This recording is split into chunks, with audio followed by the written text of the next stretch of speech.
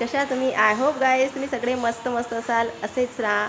आणि बाहेर मस्त मस्त सुरू आहे पाऊस, पावसाचा थोडा नजारासुद्धा मी तुम्हाला दाखवणार आहे।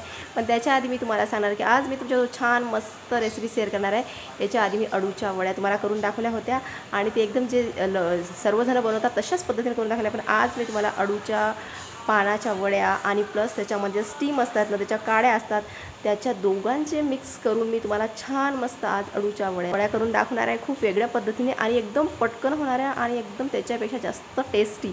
तर तुम्ही आज कशा बनवत आहे ते तुम्हाला पटकन दाखवते। पण त्याच्या आधी मी तुम्हाला दाखवत आहे मस्त मस्त बाहेर कसं वातावरण आहे।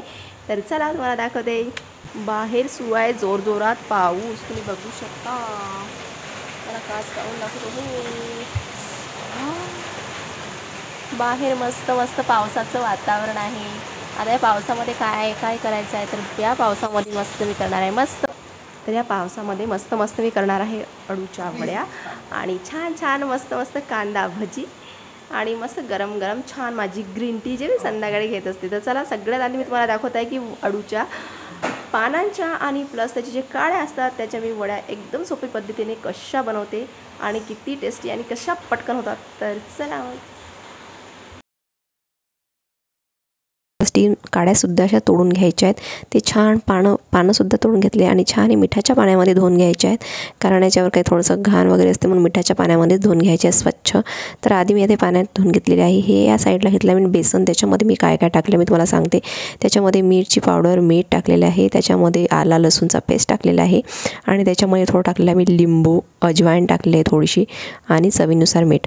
तर अशा प्रकारचं पानं मी छान मस्त असं धुवून घेतलेले आहे आणि काड्यासुद्धा पाण्यामध्ये ठेवले आणि त्याच्यानंतर काटून घेतलेल्या अशा बारीक छान मस्त कापून घ्यायचे आहेत। आपल्याला कैचीने घेऊ शकता किंवा चाकूने घेऊ शकता आणि अशा प्रकारे हे जे आपण बेसन इथं रेडी केले त्याच्यामध्ये हे पानं टाकून घ्यायचे आहेत आणि ते छान मस्तपैकी मिक्स करून घ्यायचे आहेत। कैचीनं कापले तर खूप छान होतात, मी चाकूनं काटून घेतलेले आहेत।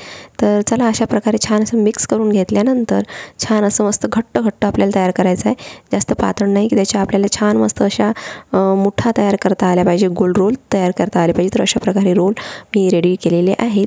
तर हे रोल आपल्याला छान मस्त ढोकळ्याच्या पात्रामध्ये किंवा जशा प्रकारे तुम्ही स्टीम करू शकता तशा पद्धतीने करायचं आहेत आणि छान मस्त स्टीम झाल्यानंतर त्याला 5 ते 10 मिनटापर्यंत स्टीम करून घ्यायचे आहेत आणि नंतर हे बघू शकता तुम्ही ह्या साईडला मी तेल वर गरम करायला ठेवून घेतलेलं आहे की आणि हे झाल्यानंतर आपल्याला छान मस्त बघा असं सुद्धा तुम्ही खाऊ शकता।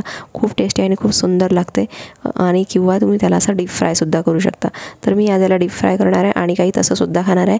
तर डीप फ्राय करण्यासाठी हे जे आपण रोल तयार केलेले आहेत हे छान मस्त आपल्याला आधी काढून घ्यायचे आहेत आणि त्याच्यानंतर चाकूने त्याची छान मस्त असं कट करून घ्यायचे आहेत, जसे मी आता करून घेते। असे सुद्धा तुम्ही खाऊ शकता, खूप छान टेस्टी लागतात आणि असे काटून घ्यायचे आहेत आपल्याला ते रोल आणि त्याच्यानंतर आपल्याला छान मस्त असे डीप फ्राय करून घ्यायचे आहेत।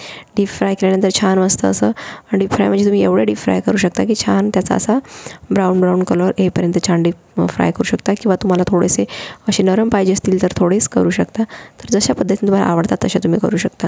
पण मी स्नॅकीनुसार इथं करणार आहे, स्नॅकी झाली पाहिजे छान मस्त, तर त्यानुसार मी इथं थोडे असे ब्राऊन तळून घेत आहे।